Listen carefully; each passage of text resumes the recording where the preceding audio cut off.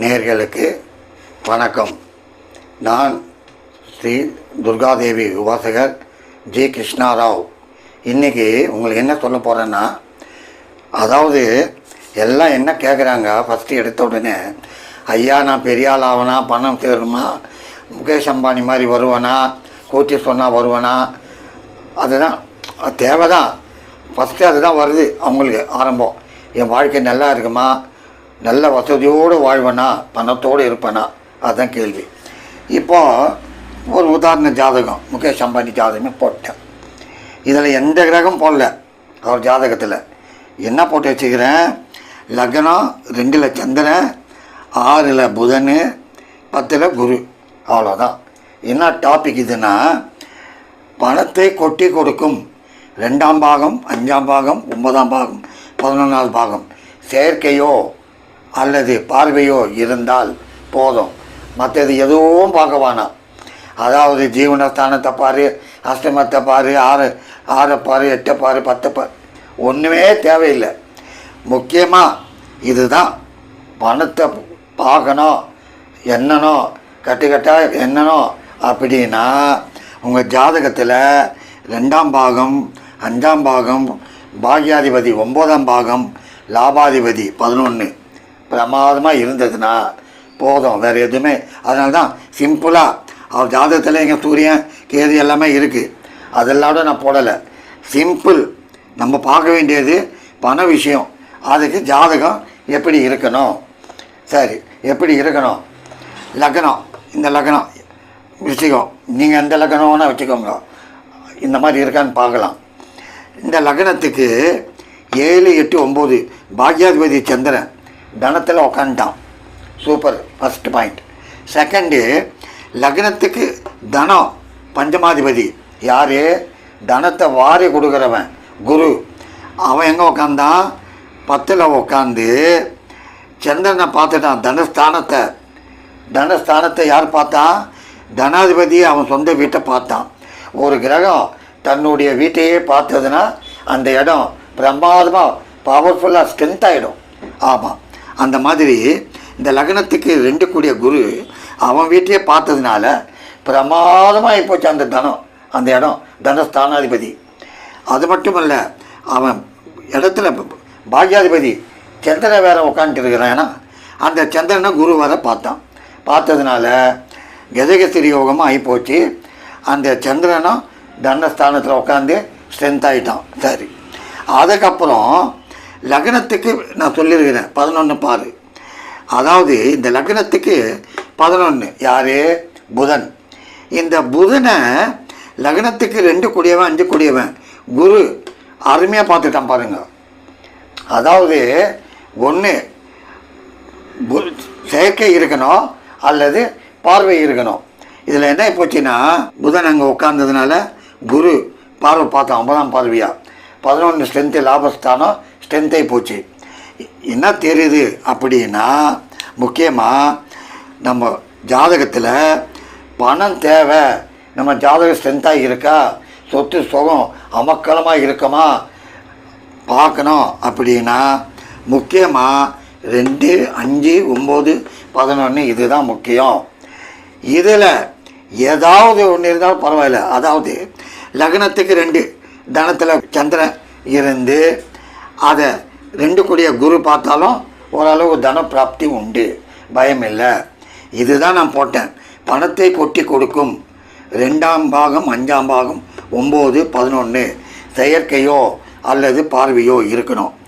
இதை சிம்பிளாக வெறும் இந்த தனத்தை பற்றி தான் நான் சொல்லிடுறேன். மற்றபடி தொழில், அதாவது அவருடைய வருமானம், அவருடைய இல்லறம், அவருடைய பிள்ளைகள் வாழ்க்கை எதுவும் எடுக்கலை. நமக்கு தேவை ஃபைனான்ஸ், பணம். அந்த பணத்தை பற்றி தான் எக்ஸ்பிளைன் பண்ண அவருடைய ஜாதகம் சிம்பிளாக போட்டு உங்களுக்கு காமிச்சிட்டேன். இந்த ஜாதகத்தில் இந்த பணத்தை பற்றி எப்படி பார்க்கணும், அதுக்கு தான் ஒரு சின்ன எக்ஸாம்பிள் கொடுத்துருக்குறேன். இப்போது ஏற்கனவே நான் முகேஷ் அம்பானி அவர் ஜாதகம் அது கொடுத்தேன் எக்ஸாம்பிள்.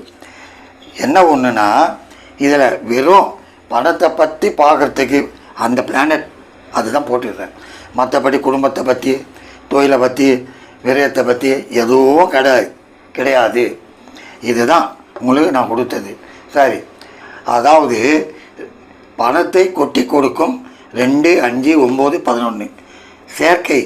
இந்த பிளானட்டுங்க ஒன்றோடு ஒன்று கனெக்ட் ஆகியிருந்தாலும் அல்லது பார்வை ஆஸ்பெக்ட் பார்த்தாலும் நிச்சயமாக பணத்தை வாரி கொடுக்கும். சரி, இப்போ பார்ப்போம். இப்போது சூப்பர் ஸ்டார் ரஜினிகாந்த், அவர் ஜாதகம், அவர் வாழ்க்கை வரலாறு எல்லாருக்குமே தெரியும். சரி, அவர் ஜாதகத்தில் எப்படி இவ்வளோ பெரிய கோட்டீஸ்வரனா செல்வந்தனா வந்தார் அப்படின்னா, அவருடைய ஜாதகத்தில் லக்னம் சிம்ம லக்னம். நான் இங்கே போட்டிருக்கிறேன் 2, 5, 9, 11 தான் முக்கியமானது பண விஷயத்துக்கு. ஆமாம், ஒரு ஜாதகத்தில் பெரிய பணக்காரனா கோட்டீஸ்வரனா இருப்பாங்களா இல்லை நம்மளே வருவோமா தெரிஞ்சுக்கணுன்னா இந்த பிளானட்டுங்களை பற்றி தான் பார்க்கணும். இந்த பாகத்தை பற்றி தான் நம்ம பார்க்கணும். 2ஆம் பாகம் 5, 9, 11 அதை பற்றி தான் பார்க்கணும். இதில் என்னென்னா வெறும் குரு, சுக்கிரன், புதன் அவ்வளோதான். மற்ற கிரகம் நான் எதுவும் போடலை. காரணம், நம்ம தேட வேண்டியது, நம்ம சொல்ல வேண்டியது பணத்தை பற்றி. இதுதான் முக்கியம். எப்படின்னா 2, 5, 11, 9 அவ்வளோதான். இதை பற்றி தான் நம்ம பார்க்குறோம். பார்க்குறப்போ இந்த லக்னத்துக்கு 2 கூடியவன் முக்கியமாக தனாதிபதி, இவனே லாபாதிபதி. 11, 2, 11 புதன் எங்கே உக்காந்தான்? லக்னத்துக்கு 5ல் போய் அருமையாக உட்காந்துட்டான்.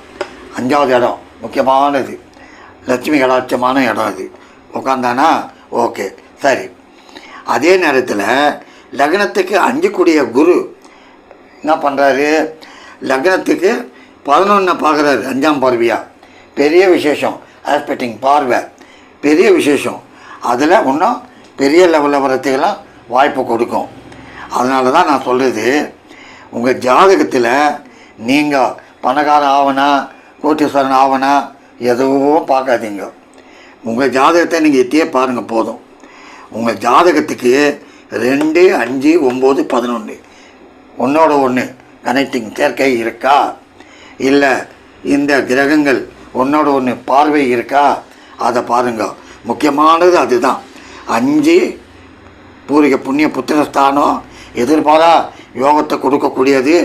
அதே நேரத்தில் 11 லாபத்தை கொடுக்கக்கூடியது. தனம் லக்னத்துக்கு 2 தனஸ்தானம், அது எப்படி இருக்குது அதையும் பார்த்துட்டிங்கன்னா கவலைப்பட வேண்டிய அவசியமே இல்லை. முக்கியமானது இதுதான். மற்றபடி மீதி கிரகம்லாம் அவங்களுடைய வாழ்க்கை வரலாறு, அவங்களுடைய உழைப்பு, அவங்க தொழில், குடும்ப விவகாரம் அதெல்லாம் காட்டும். நம்ம பார்க்க வேண்டியது இப்போது பணத்தை பற்றி தான் பார்க்குறோம். முக்கியமாக அதுதான். நானே இப்போ சொல்லின்னு இருக்கிறேன்னா பணத்தை பற்றி தான். அதனால தான் இதுதான் முக்கியம். 2nd house, 5th house, 9th, 11th house important.